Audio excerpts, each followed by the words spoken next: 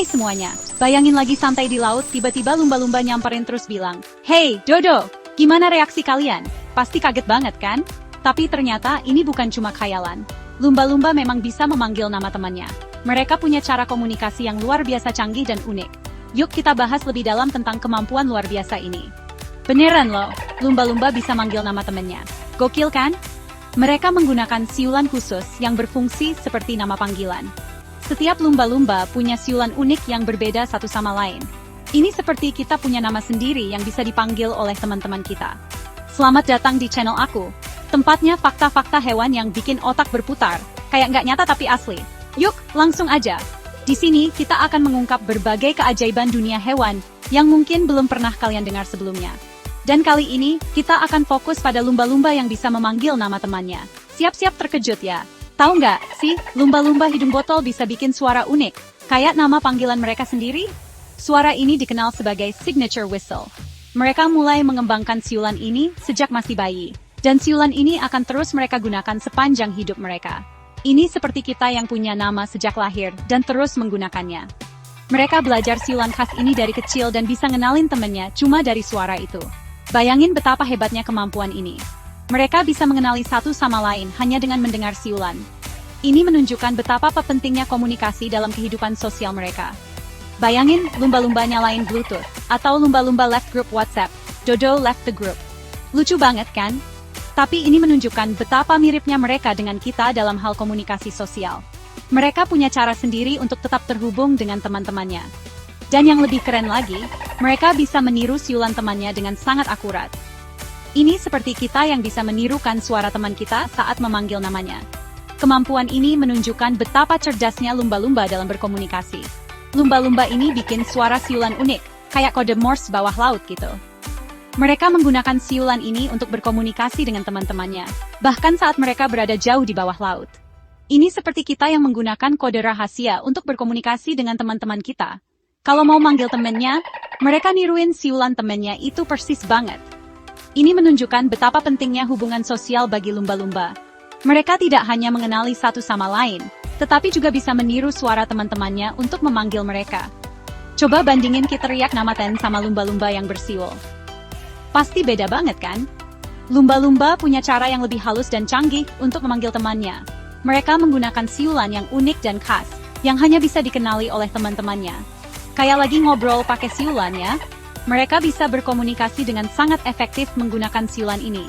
Mereka tidak hanya menggunakan siulan untuk memanggil teman, tetapi juga untuk berkomunikasi tentang berbagai hal.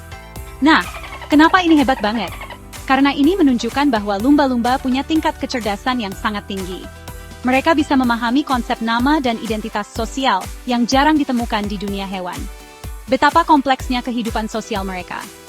Ini artinya lumba-lumba ngerti konsep nama dan bisa ingat identitas sosial. Mereka bisa mengenali satu sama lain hanya dengan mendengar siulan. Mereka tidak hanya hidup dalam kelompok, tetapi juga memiliki hubungan yang sangat erat dengan teman-temannya. Kemampuan ini jarang banget di dunia hewan. Hanya sedikit hewan yang memiliki kemampuan untuk mengenali dan memanggil nama temannya.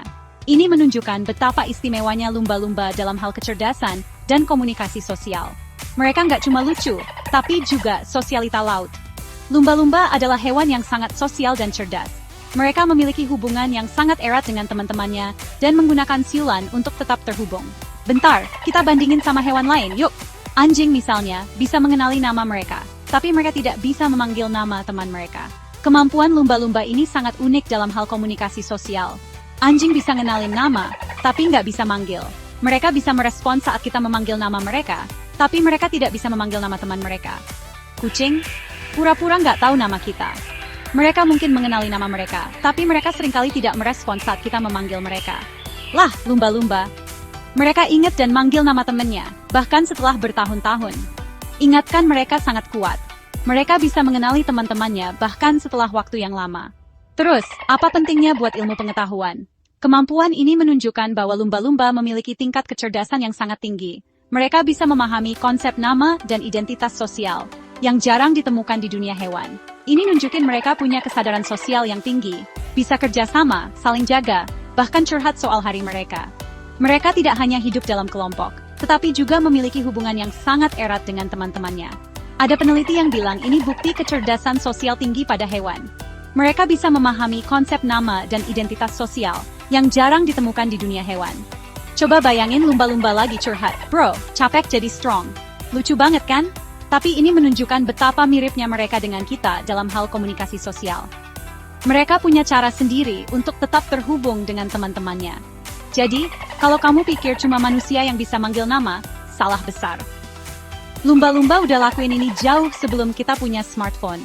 Mereka punya cara yang sangat canggih dan unik untuk berkomunikasi dengan teman-temannya.